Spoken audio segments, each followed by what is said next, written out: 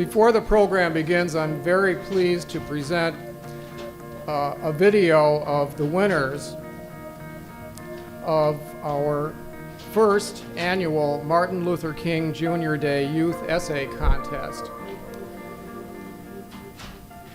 They are from the elementary school group, Connor Coogan, son of Kendra Coogan. From the middle school group, Kayla Collins, the friend of Kyra Prince. And from the high school group, Dana Faustino, daughter of Donnelly Faustino. Please watch them as they read their essays.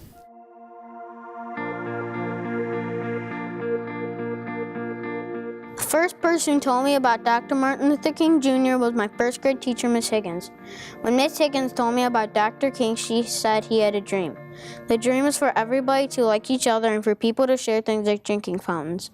Dr. King's dream meant fairness for everybody, which is the same as justice. I was a new student at Lindeman Elementary. At my school, I was very scared to be the new kid. After a few days, students started talking to me and were trying to be a good friend. They didn't care that I was the new kid and that I was different. Their friendship showed me how to be fair and just to future new students.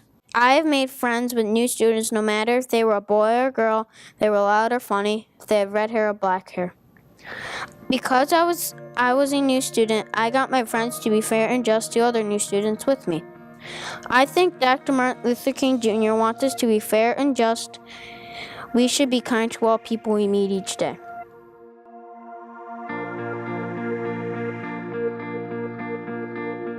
I first learned about Dr. Martin Luther King from my parents. My parents are both from the segregated South. My dad is from Louisiana and my mother is from Selma, Alabama. Both of my parents attended segregated schools. My dad was a member of one of the first integrated basketball teams in his city of Jonesville, Louisiana in 1971. Before then, African Americans and whites were not allowed to attend the same schools or even play with each other in any sports. My mother was raised in one of the most segregated cities in the South. Dr. King visited Selma, Alabama on many occasions. His visits were mainly about getting African Americans registered to vote. Even after the Voters' Rights Act was passed, African Americans were not allowed to register to vote. Dr. King visited many cities in the South, rallying people of all colors and nationalities to get equal rights from the government. He also helped fight to get rights enforced. Many people were killed and even injured in the process. There is still a Bloody Sunday remembrance celebration in Selma, Alabama every year. It was so unfair that people were not allowed to vote because of the color of their skin. An entire group of Americans were not represented in the democracy based on their skin color. Justice is being fair and reasonable. In America, by law, everyone has the right to justice. According to the Constitution, all citizens have the right to vote and be represented when making laws. I want to live in an America that shows justice towards all people. This year, President Barack Obama ran for a second term in office. This is the first time since the Civil Rights Movement that people showed so much unfairness towards voters. Early voting time was shortened from 14 days to 8 days. The polls were closed in some states. The Sunday voting was shut down, and longer ballots were used to discourage voters by waiting in long lines. I am too young to vote, but I think Dr. Martin Luther King would want me to encourage my parents and other family members or friends to vote. I agree with Dr. King that injustice anywhere is a threat to justice everywhere. I agree with this statement because if something happens in one state of the United States, then other states might change their laws too. For example, if Florida took away all their voting rights, Other battleground states or any other state might take away theirs. We must stand together and always do what is right. All nationalities and ethnic groups should be represented fairly and equally. Everyone in America should work together to make this country fair and just. I plan to be responsible as a citizen when I grow up and make my voice heard. While I'm still young, I can remind people how important it is to vote.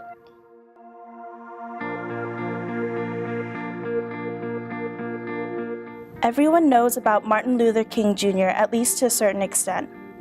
Most American-raised kids learned about him at some point in grade school. I'm not so different from them. I was told and had to read things about him that made him so amazing. He led people on a march for equality, and he spoke those legendary words at the Lincoln Memorial. He said that injustice anywhere is a threat to justice everywhere. Justice is order, sort of karma in its own way. People fight for this word and protect anything and anyone who goes for it. Actions speak louder than words, and people's actions could be just or unjust. But the real question is, who is the judge of that? What makes people's actions just or unjust? Who decides what is right and what is wrong? So many people think that whatever they're doing is right. They believe in so many different ideas, and they believe it's the truth. America itself fights for democracy even when it forces others to do things that they would rather not do or fight against. A man would kill another for the sake of his family, himself, or his religion. Would we call their actions unjustified, or should we be the ones who should ask that ourselves? The thing is, there's injustice everywhere, and it all depends on the eye of the beholder. There's always that threat. Right now, as I speak, there's so much unrest in the Middle East. I've seen a lot of things in my life that many would not expect someone as young as me to see. One night, as I surfed the internet, I came across this post of a Palestinian official holding a dead child in his arms and begging for all the fighting to stop. The child lay limp in his arms, half their face burned beyond recognition. Every day on the news, there's always some tragedy somewhere, whether it's here in Detroit or across the seas. There's nothing I can do about it. I'm just a high school student. I am utterly helpless to save anyone. I can't stop injustice on my own. Dr. King doesn't know me, and I don't know him. But I think that he'd want everyone to remember that we're all people and that we're not alone in this maze called life. Everyone has a voice, and we all have our own thoughts and problems. Dr. King spoke of equality for all people, no matter who they were and where they came from. He's reminded millions that we live together in this world, and all he wanted for us was to live in a world that was free of anger, hate, and injustice. Although I can only do so little, I'll do my best to remind everyone in my little corner of the world that we've only a short time on this planet we call home, and we should make the most of it. We are so privileged to have with us today singers of United Lands. And as per gathering today, they're going to do a little bit of a kind of warm up and have some beautiful music coming as people are coming in, and then they're going to sing for us later on in the program. And I'd like to introduce them really quickly. Maria Cuevado, Guatemala; John Kennedy from Ireland; Mylene Fermento from the Philippines; and Yevgeny Sokolov from Siberia, Russia.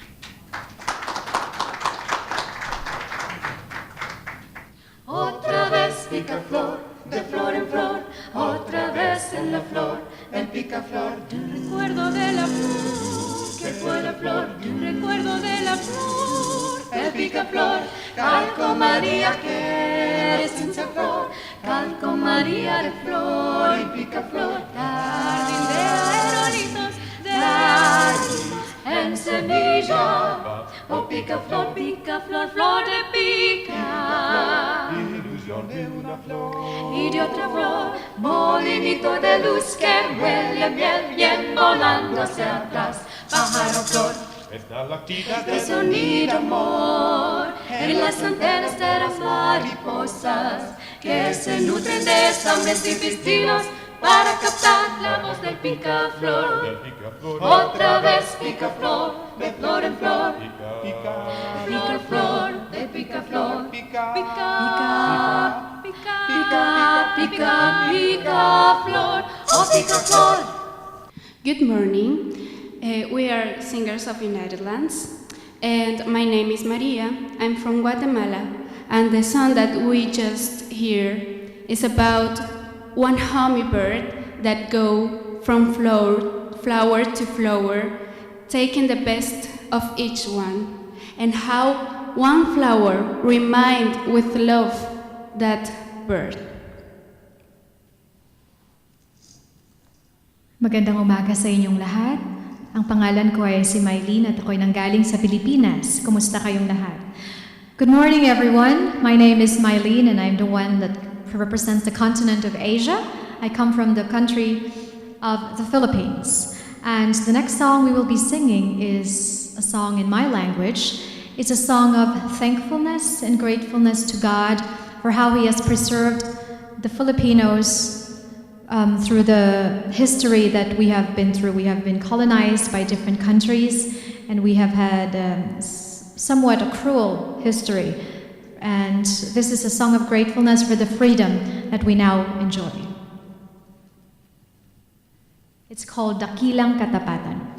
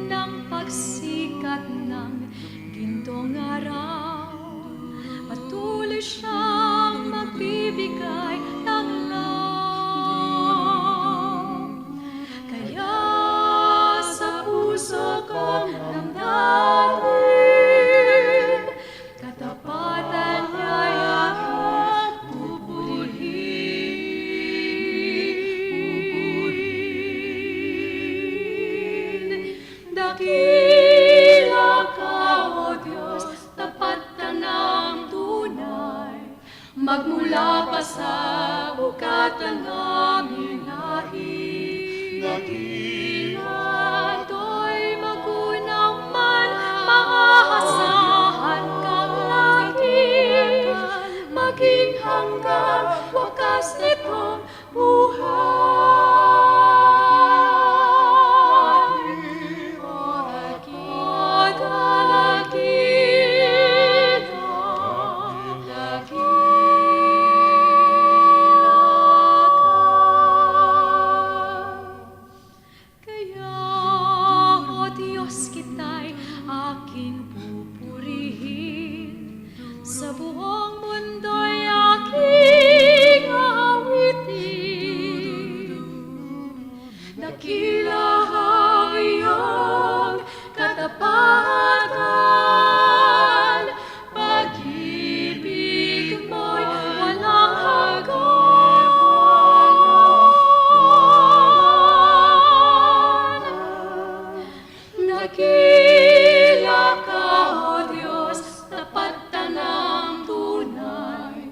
Magmula pa sa bukatan namin lahi, dakila to'y magunang man, mahahasahan kang lagi, maging hanggang wakas nitong buhay, maging hanggang wakas nitong buhay.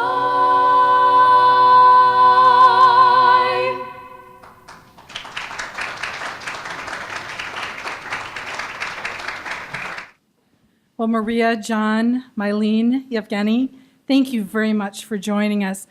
Let's have one more round of applause for our wonderful singers from Seoul. Thank you. I'm Barb Medvik, Oakwood's Chief Nursing Officer and Senior Vice President, It's my pleasure to welcome you all here today. Every year on the third Monday in January, we celebrate the life and the legacy of Reverend Dr. Martin Luther King Jr.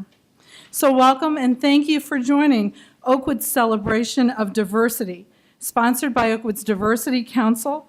And on behalf of the Diversity Council leadership, Rose Khalifa, our chairperson, Bev Beltramo, Michael Madigan, our leads for our planning team, we welcome everyone here.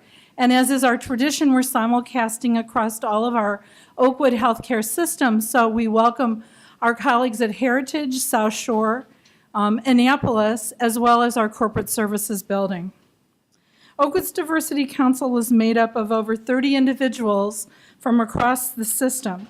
Our Diversity Council mission is to advance an environment of care which welcomes diversity, respects, and values all people.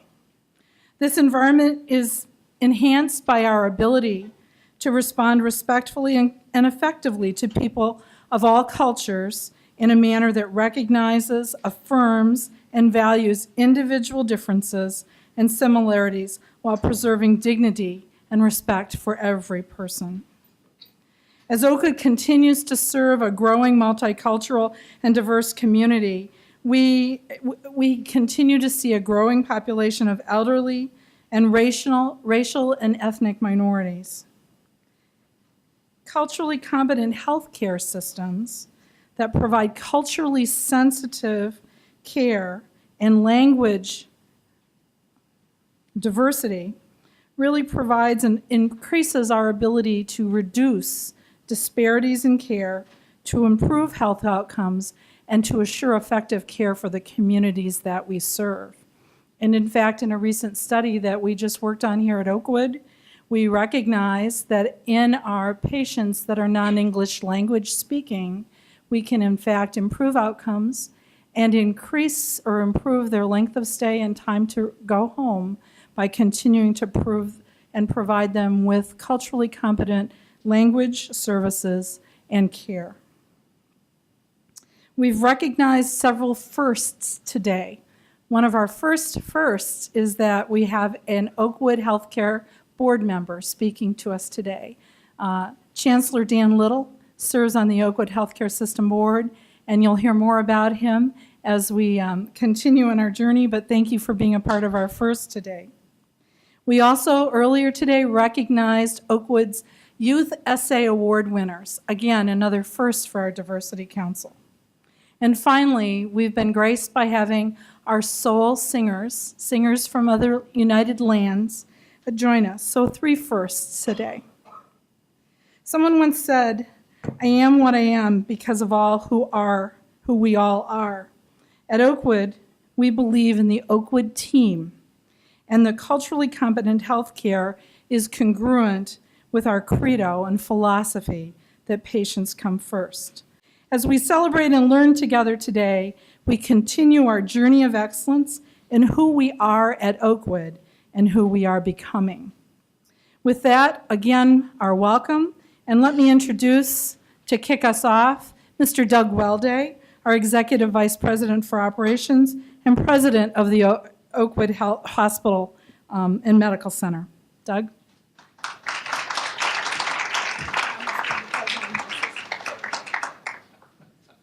Well, thank you, Barbara. Thank you. I appreciate the opportunity to be here. And good afternoon to everyone here at Oakwood Hospital, those members of the community that have joined us today, and certainly all of those at our other facilities that are joining us via our webcast. As we kick this off, I just want to take a few minutes to acknowledge some folks and thank some folks. And specifically, I want to thank the members of the Oakwood's Diversity Council, led by Barb Medvec, who you just heard from, our Chief Nursing Officer, who's the executive sponsor of the Diversity Council, along with Rose Khalifa, who is the chairperson of the Diversity Council. Both Rose and Barb do a tremendous job, not only in this event today, but certainly throughout the year and at all times, really focusing Oakwood on the value of the diversity here in the Oakwood community and really making Oakwood a great place for all members of our community. I also want to thank Bev Beltramo and Michael Madigan, who are here and really are the folks who really coordinate the activities today. They really lead this and make sure that all the things are put together effectively. As we get started, and before I introduce Chancellor Little, I do want to tell you how honored I am to be a part of this event today. Oakwood's annual celebration of diversity, honoring the life and inspiration of Dr. Martin Luther King Jr. is a program that we started several years ago, and I've had the privilege and opportunity to participate each year. This is the first year I've had the opportunity to introduce our keynote speaker, but it really is a special day for all of us here as we think about the life and work of Dr. King.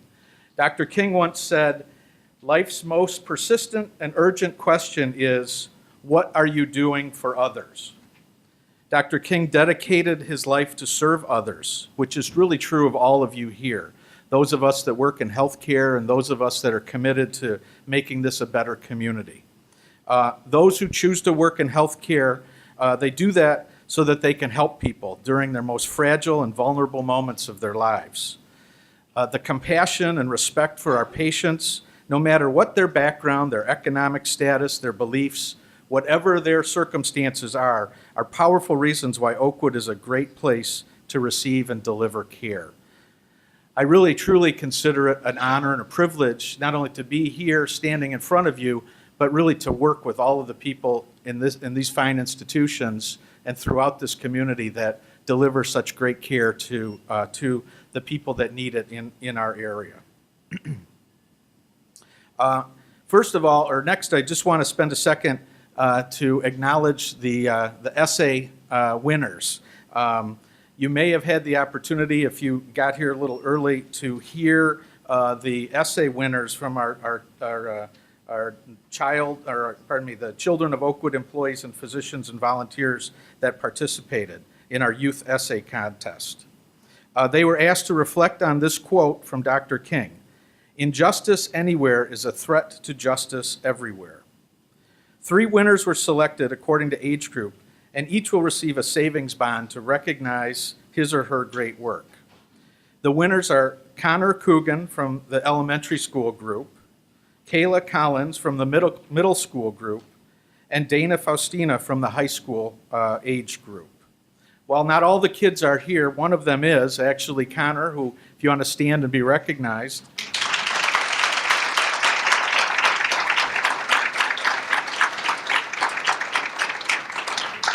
Nice job, Connor. It was really great to see your video. And if you didn't get a chance to see Connor's video and the others, they'll be posted on OakNet, and they really are tremendous. I think there are written versions of them as well in your package. But it really is great to have the kids in our community participate in this. And so congratulations to you, Connor, and your other recipients, and certainly to your parents as well, who obviously showed you the right way to evaluate that quote. So now it's with great pleasure to introduce our keynote speaker today, Daniel Little, who is the Chancellor of the University of Michigan-Dearborn. In addition to his role as the Chancellor, Daniel serves as a professor of philosophy at U-of-M-Dearborn and as a professor of sociology at U-of-M-Ann Arbor. He has also served as Vice President for Academic Affairs at Bucknell University and as an Associate Dean of the Faculty at Colgate University. He received his bachelor's degree in philosophy and in mathematics from the University of Illinois and his PhD in philosophy from Harvard University. Certainly a well-educated individual. His most recent books include The Future of Diversity, New Contributions to the Philosophy of History, and The Paradox of Wealth and Poverty. Chancellor Little is really actively involved in metropolitan affairs throughout the Detroit area, particularly in organizations supporting intergroup communications and collaborations. In addition to being a board member here at Oakwood Healthcare System, he chairs the board of City Year for Detroit.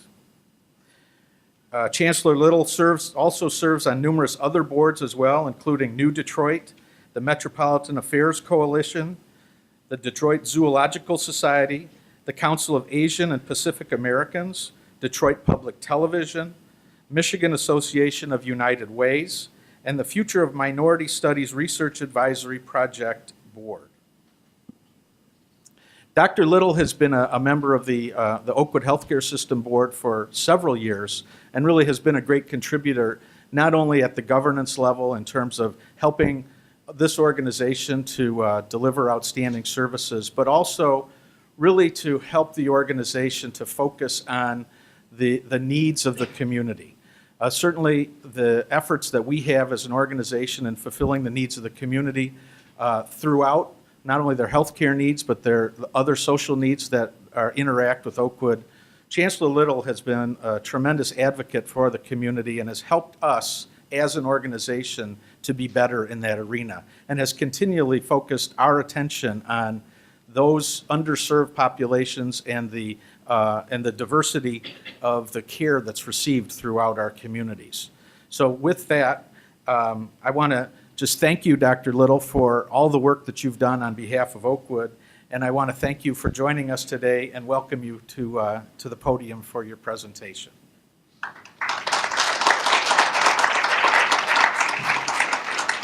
What a privilege it is to be a part of today's celebration here at Oakwood Healthcare System. This is an organization that, as Doug mentioned, and Doug, thank you, by the way, for that overly long but totally wonderful introduction. My partnership with Oakwood has been an absolutely wonderful one at every level, personally, but also professionally, and in terms of my advocacy for the University of Michigan-Dearborn. The partnership between UM-Dearborn and Oakwood is a really productive one. We share so many values in common, and we have been able to accomplish lots of things already, and we've got lots still to do. So it's really, I feel like I'm at home in my own living room talking about a subject that I'm also quite interested in. Really what is probably the heart of what I want to share with you is the visceral feeling, the visceral experience of the civil rights movement, and how much gratitude all of us should have to those men and women, including signally Martin Luther King himself, but so many hundreds and thousands of other people who committed themselves, who sacrificed themselves, who sometimes were beaten and murdered for the sake of securing equality in our country. It's really so important for us to remember not just the good times, the March on Washington, the coming together of hundreds of thousands of people to celebrate progress, but the horrible times, the heart-wrenching times, which that period created as well. I titled this, Remembering the Civil Rights Struggle, the Second American Revolution. And I actually believe that that's correct. What we experienced in the 1960s through the work of Martin Luther King and his colleagues and followers and advocates, what we witnessed was a profound change in our society, which took us beyond the Jim Crow time, the time of profound inequality in our country, largely around race lines. But think of all the other civil rights movements that have been created as a result of equality along racial lines. It was a revolution, and we need to understand it. We need to recognize it. I have the did have the marvelous experience of being invited by one of my colleagues at the University of Michigan-Dearborn to take a real risk last semester. I am a philosophy professor. All those degrees that were mentioned, they're in mathematics and philosophy, not in history. But I was invited to take on the responsibility of teaching a course on the history of the civil rights movement in the United States, which I did do, and it took all semester, and it was an incredible amount of work. And I announced myself to my 40 students at the University of Michigan-Dearborn on the first day. This is an unusual class. Usually, you have a professor who is a world-class expert on the subject matter, and I am not. And what I shared was that it is a subject matter that I lived through in my own peripheral, not very involved way. So I'm old enough to have some shared experience, But maybe a little bit more important than that, I really care deeply about what was achieved by this period of time in American history. And so what I pledged to my students was that I would work absolutely as hard as they did. Well, it turned out, I think I worked harder than they did. Because it actually is very, very challenging to teach a subject matter as complicated and as important as the American Civil Rights Movement. It's very challenging, and you have to learn a lot. One of the things I learned is what I want to bring to you today, and as I say, I'll have to give you a promissory note. That is the incredible value that comes from the video that has been archived and curated from that time period. When we read about the French Revolution or the great events of the far distant past, we rarely have the ability to connect with it as emotionally and as personally as we can do with the American Civil Rights Movement. And so I would simply advocate for you, number one, Eyes on the Prize. Many of the younger people have seen Eyes on the Prize in school. My daughter said to me, "Oh, Eyes on the Prize, yeah, I saw that in elementary school." But many of us, maybe a little bit older, have not watched the whole video. It's 10 hours. It's a lot of video, and it is a marvelous, marvelous compilation of videos, both direct first-person videos of the time and then commentary by people who were active during that period of time. So the really important thing, which one of the many important things I learned in the course of teaching this course, is that we can really understand a lot better what the challenges were of the Jim Crow South, of the inequalities that our society created for African American men, women, and children. We can get a better understanding of the cruelty and indignity which was imposed upon men, women, and children through the racial system of the United States. And we can get a better and a sober and, frankly, a deeply disturbing understanding of the violence and cruelty which was exercised through the Jim Crow South and through the system of segregation. It's cruel, it's hard. And some of the video clips, which I had hoped to share with you, would not have been happy moments for any of us. They would have been sad moments, difficult moments. But we need to understand those things. We need to understand that cruelty and that violence, which was the background of the struggles of Martin Luther King and his many colleagues, men and women, who put their lives on the line to challenge discrimination, inequality, segregation, and violence. One part of this is just to take a kind of quick walk through the roughly a dozen years from 1956, 1957, through the assassination of Martin Luther King in 1968. That is a year that I remember very clearly. I was in college at the time, and the riots which took place all over our country, including Chicago, I was living in Illinois, that's very clear to me. What was maybe not so clear to me at that time was what the context was. So beginning with the Montgomery Bus Boycott, what was it about? Well, it was about segregation in public accommodations, including especially transportation. And when you look at some of the video from Montgomery, and when you hear the remarkably young Martin Luther King, he was about 28 years old when he was asked to he had just assumed his position as pastor in a church in Montgomery when Rosa Parks was arrested for refusing to give up her seat. This is really intimate knowledge for all of us here in this area, because Rosa Parks, of course, is not only a national hero, but she's a Detroit hero. And the bus is over there at the Henry Ford, about a mile from here. So it's a history that a lot of us know something about. It was an amazing struggle. The year of boycott of the bus system against the opposition of the police, the white citizens' councils, the white power structure, which tried to force the black community to go back to the buses and to give up their struggle. It is an amazing story, and it was a successful story. In a little over a year, the bus boycott prevailed, and the Montgomery bus system was integrated, and Martin Luther King got his start as a visible, passionate leader at the time. What's interesting about the clip that I am not able to show you here is that it's a very kind of academic clip. He sounds as much like a philosophy professor as he does a great leader, and it's worth watching for that reason and for many other reasons. I move ahead a year to Little Rock, the Little Rock Nine, the integration of the high school, Central High School. By coincidence, I went to a school called Central High School, but it was not in Little Rock. The integration of Little Rock was an amazingly violent and courageous effort, violent against these 9 students. One of the, again, these videos which have been collected and archived, so powerful, because it tells us that this was not a minor commitment on the part of these young people, men and women, the Little Rock 9, and their families, and the community, the Black community, African-American community of Little Rock. It was a major life-challenging commitment.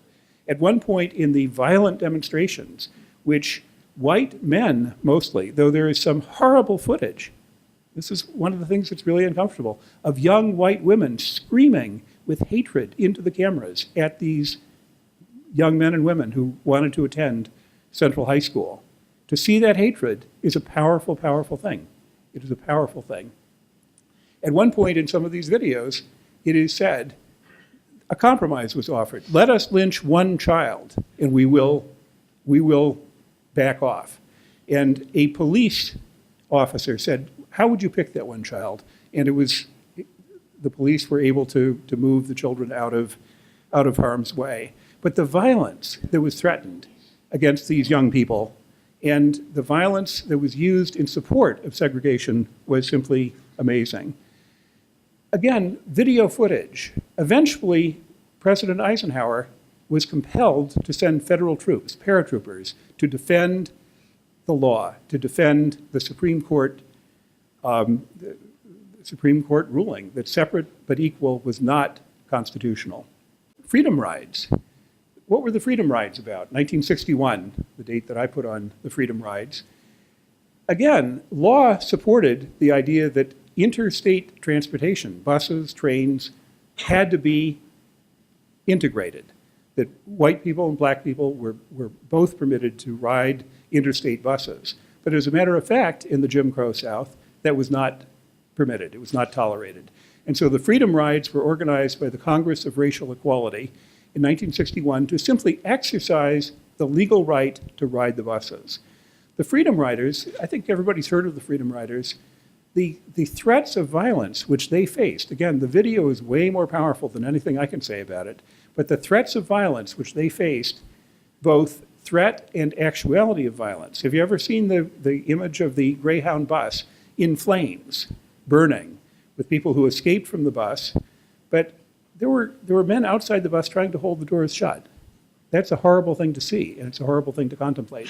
But that was the level of violence which was used against the Freedom Riders.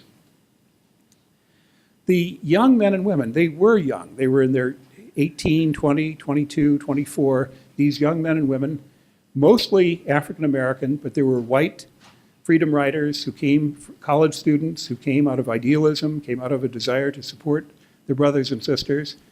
And people were killed.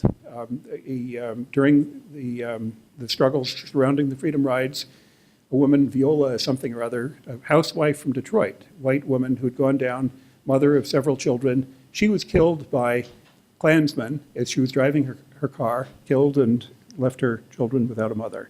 The integration of Ole Miss, education, educational opportunity, educational equality was a central goal of the civil rights movement. And Ole Miss, again, is a scene that you can't imagine seeing in the United States. James Meredith was accepted to Ole Miss when it was unclear that he was African American. He had served in the Second World War, he was a veteran, and he was accepted, until it became known that he was African American. At that point, the Governor Ross Barnett, decreed that he would not be accepted, that Ole Miss was an all-white institution. Again, the violence, the amazing riot which occurred at Ole Miss by angry young white men with guns and with Molotov cocktails, the attacks on federal marshals. First, the effort to integrate Ole Miss was supported by a group of, I think, several hundred federal marshals. 32 federal marshals were shot in the first night of rioting. 2 people were killed in that first night of rioting. One was a French journalist and another was a person who worked for the university. President Kennedy, whom we all think of as being an advocate for civil rights, he did his very best to stay away from the conflict, but eventually it was not possible to stay away. and paratroopers were ordered in. Amazing video scenes of truck after truck of heavily armed men who were asked not to use their guns. There was no gunfire by federal troops, and they were able to finally quell the rioting and secure the admission of James Meredith. Voter registration, that unbelievably powerful essay written by the young lady in the essay contest. Wow, what a great job she did, of the importance of voter registration. It was a very, very powerful and powerfully opposed effort on the part of African American, black people in Mississippi, in Alabama, Louisiana, other states in the South. I have a couple of videos here of just ordinary people. One of the two of them is really worth watching. It's a very old man who had just registered to vote, African American man, and the news interviewer said, "You look very old. How old are you exactly?" "And is this your first time to register?" He said, "Yes, this is my first time to register." "Well, how old are you?" He was 102. He'd waited a long time to exercise his vote. The other man you see here on the right side of the screen is a man named Steptoe. And as I was teaching the course, I'd heard of Steptoe because his name comes in and out. He's not a major leader, but he came in and out of the voter registration drama, partly because he was well known to not be so much of an advocate of nonviolence. And his house was just packed with guns to fight the Klan. And there was a very powerful movement, the Deacons for Defense, for example, a powerful movement of self-defense, not brainless violence against white people, but self-defense against the Ku Klux Klan, armed self-defense. That was a powerful movement. It's one which Martin Luther King never accepted. But Student Nonviolent Coordinating Committee, SNCC, activists in Mississippi and Alabama were often defended by, as a book that was published in Detroit around the time, Negroes with Guns. They were often defended by men who just quietly stood in the shadows, but were prepared to fight the Klan if that was necessary. The March on Washington, one of the things we really remember as being the most important achievements of the civil rights movement. And it is grand, it is marvelous to see the mall filled with 250 to 400,000 people, to think of the celebrities who were there and the non-celebrities, to think of that great speech that Martin Luther King gave in Washington. He gave an earlier version of that speech in Detroit, only a few months earlier, I Have a Dream. It was a marvelous speech. This was one of the highlights. It was in 1963. Interestingly enough, in my class, I was talking about the March on Washington, and an elderly man, a 75-year-old man who was taking the course, a retired judge from Detroit, said, "Oh, by the way, I was there." And it turned out 2 people in my class were there in 1963. That was pretty cool. It's one of the nice things about teaching at UM-Dearborn is we have classes which are really diverse, racially, religiously, and in terms of age. But later in that same year, the Birmingham church bombing. The 16th Street Baptist Church in Birmingham was bombed on a day of worship. 4 little girls, as I think we all know, 4 little girls were killed. They were the victims. Medgar Evers was murdered in that same year.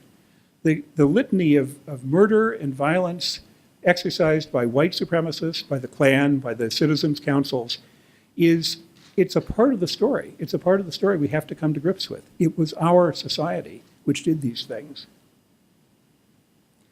The murder of the 3 civil rights workers, Cheney, Goodman, and Schwerner, 2 of them from New York City, 1 from Mississippi, young, idealistic men in their early 20s, simply trying to help with voter registration, taken by the Klan, taken into a deserted area, beaten and murdered and shot to death. Selma, again, the essay referred to Selma, and Bloody Sunday, a major effort to drive home the point that voter registration would occur. It would occur. It needed to occur. And the march from Selma to Montgomery in Alabama, and the unbelievable violence with which the group of marchers were met when they came to the Edmund Pettus Bridge. It's a scene like out of a dramatization of the Russian Revolution, with Cossacks on horses driving down peasants, but it wasn't peasants, it wasn't Russia, it was Alabama. I'm not sure I would have ever gone to Alabama if I were in those days. The courage of the people who supported this movement is really, truly remarkable. There was an increasing effort, an increasing debate within the civil rights movement as to whether nonviolence would ever work. these murders that I referred to, these bombings. The nickname for the city of Birmingham was Bombingham. The use of dynamite, gasoline, guns, shotguns, nooses by the Ku Klux Klan against civil rights workers, this was not random violence. This was directed violence. This was a war of the Ku Klux Klan against the civil rights movement. This was a struggle which was life and death for the people who were involved. And in the context of that, James Meredith, the man who had been admitted to Ole Miss, started a different march. It was called a March Against Fear across Jackson, Mississippi. But anyway, this march took several days. On the first or second day, a man rose up along the road and shot James Meredith with a shotgun. So he was wounded. He was not killed, but he was wounded. He was taken away. And at that point, Stokely Carmichael and Martin Luther King joined the march. And there was a major disagreement between them. Stokely Carmichael was an advocate for black power, and he was an advocate for armed defense. And Martin Luther King remained all the way through his life an advocate of nonviolent resistance to the racism that was around him. And here's the clip that I wanted to play. It's the one clip I'm able to play for you. I'm sick and tired of violence. I'm tired of war and conflict in the world. I'm tired of shooting. I'm tired of hate. I'm tired of selfishness. I'm tired of evil. I'm not going to use violence, no matter who says it. What is amazing about that clip is that it took place in an encampment of the March Against Fear. And as the clip may explain, there's an encampment of the marchers, and only 50 or 100 yards away are heavily armed men with shotguns and with rifles who are clearly threatening to overrun their encampment. So when Martin Luther King speaks with this passion and this commitment to nonviolence, it's not in the peaceful quiet of a church or of a library. It is in the face of imminent mortal threat. To me, that's a very powerful statement. This is one of the most passionate clips that I was able to come across with Dr. Martin Luther King, and it says something really, really profound to me. I've taken you through a little bit of a tour of the challenge, the difficulty, the human sacrifice that was involved in the civil rights movement. Much was gained. Much was gained because of that sacrifice. So the Birmingham church bombing led very quickly to the passage of the Civil Rights Act and the Voting Rights Act.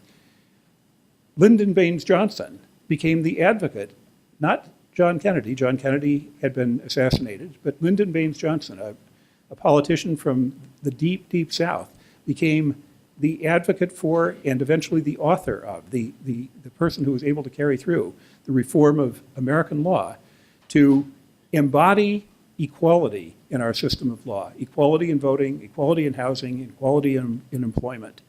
And those changes came because of the courage of these men and women who stood up and said, I will fight. I will fight without a shotgun, without a rifle, without an armed guard. I will fight for the rights and the equality of all Americans.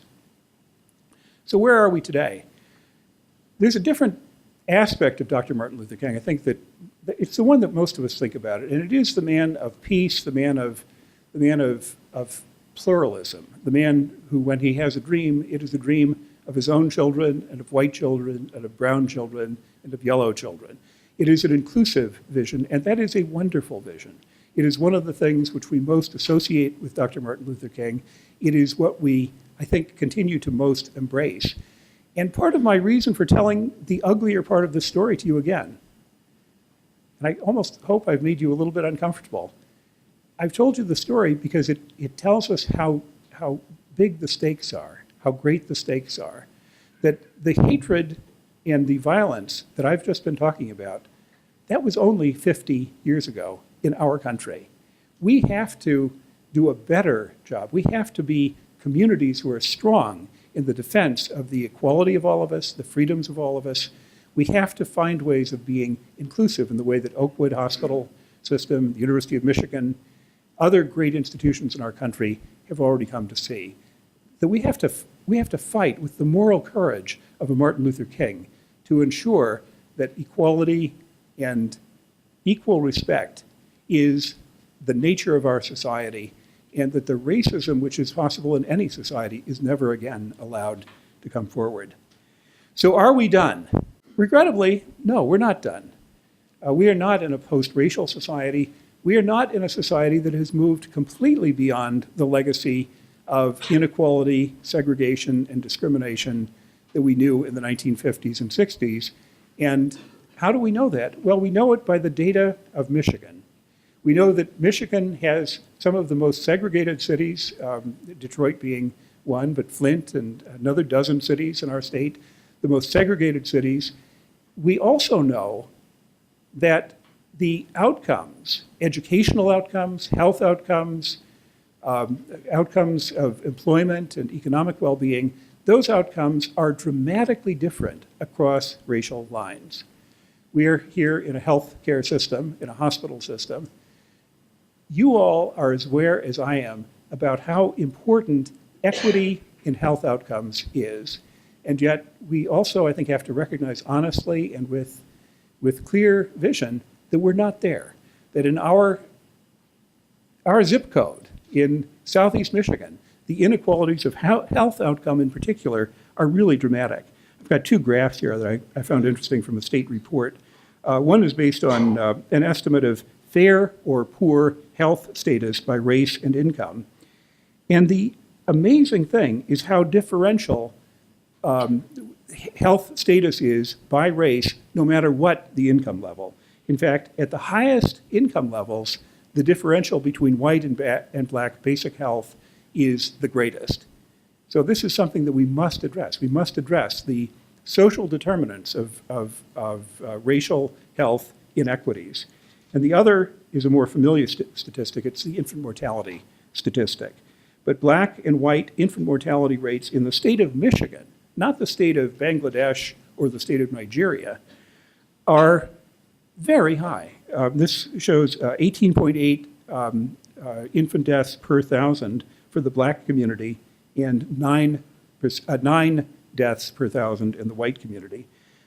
What is for me the most interesting thing about this statistic is that the differential actually goes up with educational level.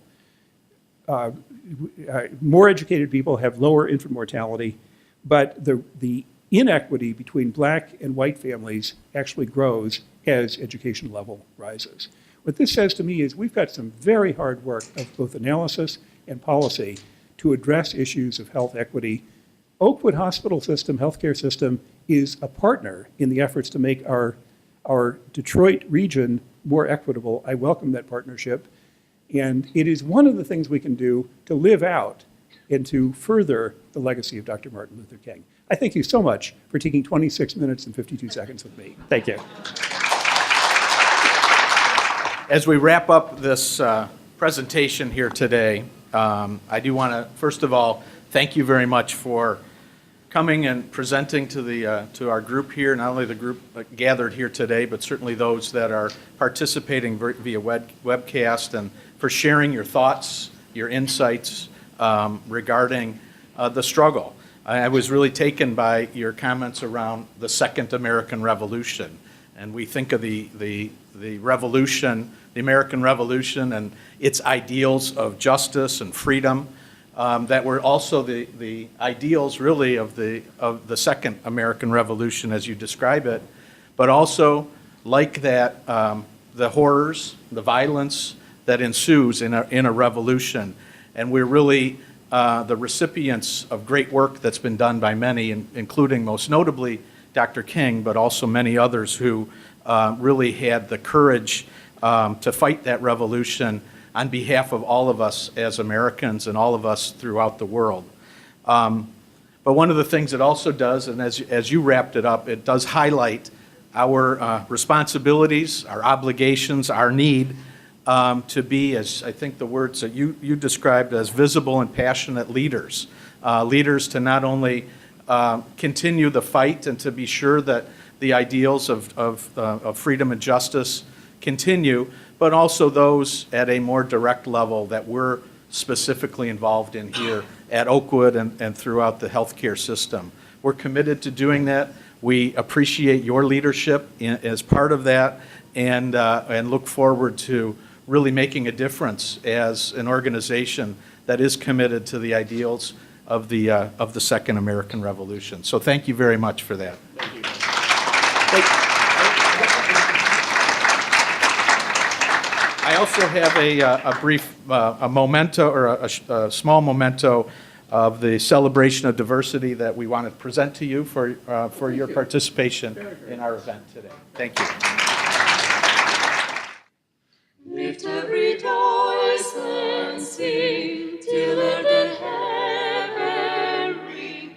Ring with the harmonies of liberty. Let our rejoicing rise, highest to listening skies. Let it resound loud as the rolling sea. Sing a song full of the faith that the dark past has taught us. Sing a song full of the hope that the present hath brought us. Facing the rising sun of our new day begun, let us march on till victory is won.